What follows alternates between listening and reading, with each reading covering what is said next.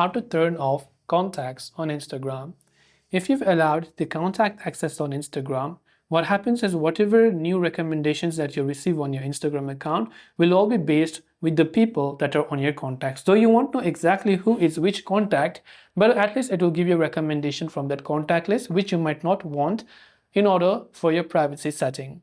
Now, in order to disable this contact setting, go to your profile page first of all, tap on the three lines icon located at the bottom or the top right hand corner of the screen. Once you've done that, in the search bar, what you want to do is just type in contacts and search for the contact settings. And here you can see the option called upload contacts. Just tap on it. From upload contacts, you can see various options. Of course, we will select our Instagram account.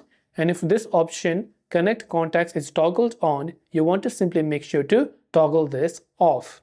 And if it is turned off, your contacts will be disabled on Instagram. I hope this video helped you out. If you have got any further questions, feel free to leave them down below.